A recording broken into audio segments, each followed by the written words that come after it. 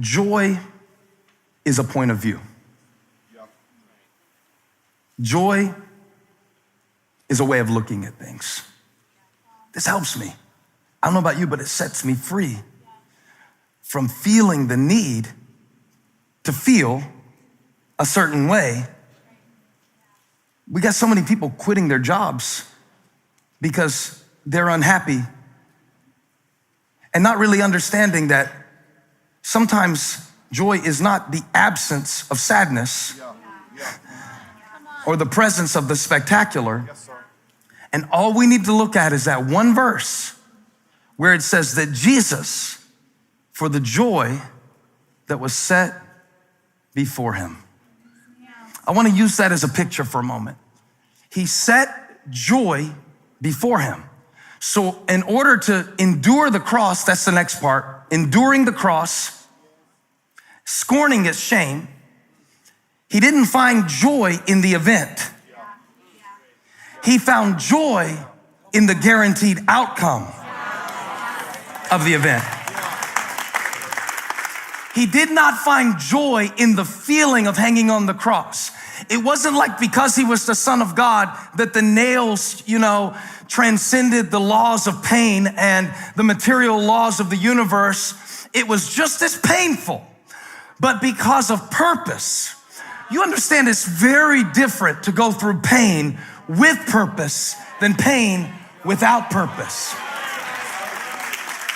It's the difference between Graham jumping on my back, he's only 90 pounds, and me not knowing that he's gonna jump on my back, and me feeling like every disc just slipped, like I'm 73 years old in my lower back, and the difference between me putting 90 pounds on a bar to squat it. If I do it on purpose, it's a warm-up weight. If I don't expect it, it might take me down to the ground. Same weight, but one I was ready for.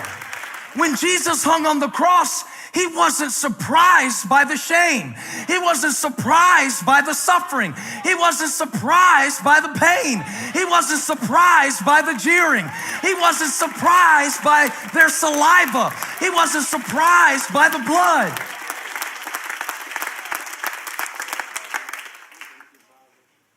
Joy is a focus before it's a feeling. If you came to church just to hear that, I promise you got your gas money's worth. Joy is a focus before it's a feeling. And so while we're chasing a feeling called joy, God has given us the ability to choose not our feelings. You ever tried to choose joy? I saw it on Pinterest. I tried it. It sucked. It didn't work.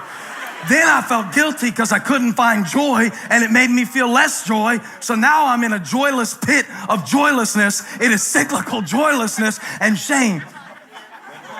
It's the difference between choice and consequence. Joy is a choice. Really? Because some of the trials that people go through are actual mental illness, and it's kind of hard for them to just feel happy because they got a good parking space.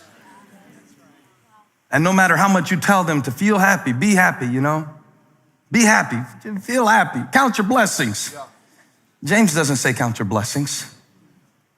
This isn't a nursery rhyme, it's a Bible scripture.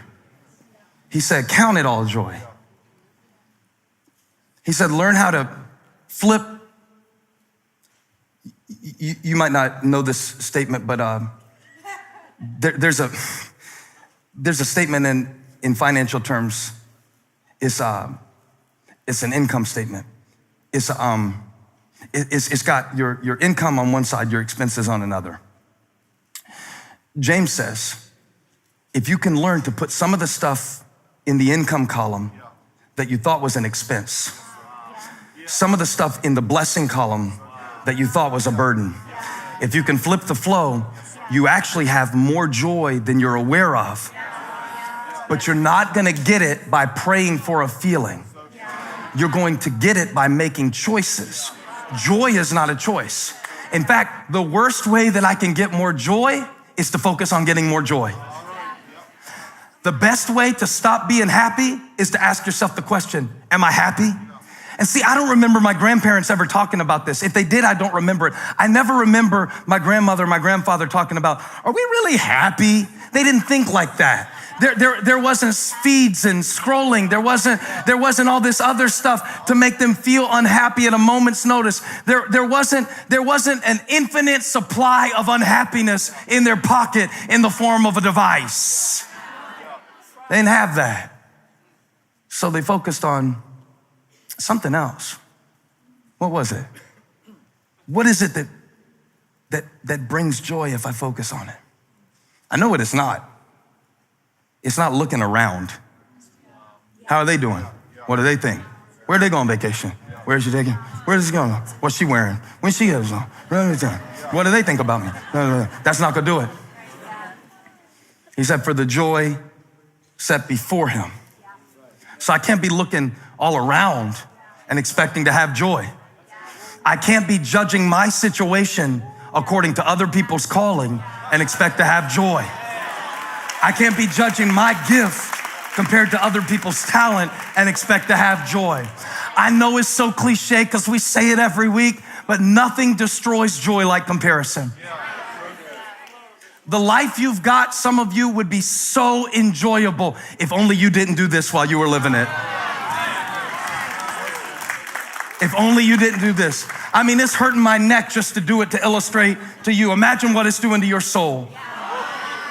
You can't have joy that way. It is destroying your joy.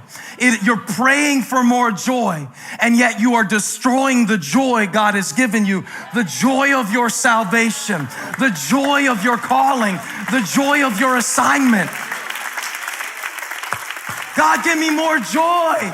Well, it's a decision not to have joy. That's the worst way to get joy. The decision of what I'm gonna focus on.